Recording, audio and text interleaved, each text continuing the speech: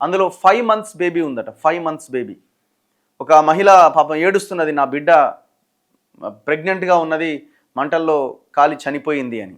చాలా దారుణమైన ఒక హృదయ విదారకమైన దృశ్యాలు మనకు అక్కడ కనిపించినాయి. సో ఆమె చూడండి, బాధిత కుటుంబాల రోదన. మొత్తం 14 మంది చనిపోయారు.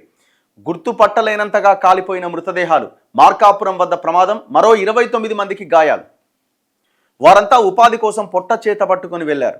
అసలు ఆ డ్రైవర్ ఎంత ఎక్స్పర్ట్ డ్రైవరు. ఇట్లాంటి ఒకటే డ్రైవర్ ఉన్నాడా, ఇద్దరు ఉన్నారా?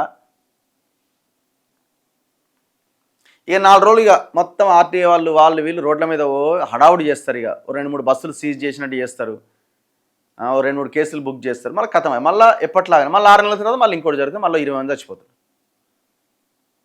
ఒక్కొక్కరిది ఒక్కో విషాదం అంటే. చనిపోయిన వాళ్ళు వీళ్ళంతా బండారు పద్మ, ఇంత చిన్న పాపం ఉన్నది, అంతా 30-35 ఇయర్స్ లోపు ఉన్న వాళ్ళే ఉన్నారు పాపం. మార్కాపురం జిల్లా తక్కెళ్లపాడుకు చెందిన ఆయన తెలంగాణలోని కామారెడ్డి జిల్లాలో బేల్దారి మేస్త్రిగా పనిచేస్తుండు.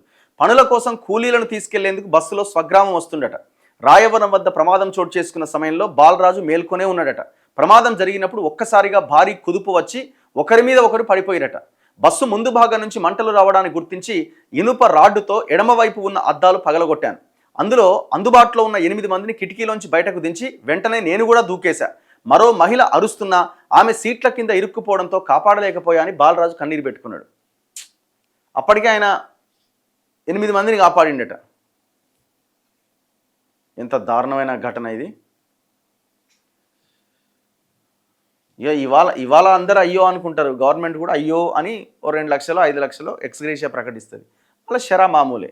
ఎన్ని ప్రమాదాలు చూలే ఇట్లాంటివి, ఎన్ని ప్రమాదాలు చూలే. సంవత్సరానికి ఒక 2-3 ఇన్సిడెంట్స్ ఏదో ఒక సందర్భంలో జరుగుతూనే ఉన్నాయి.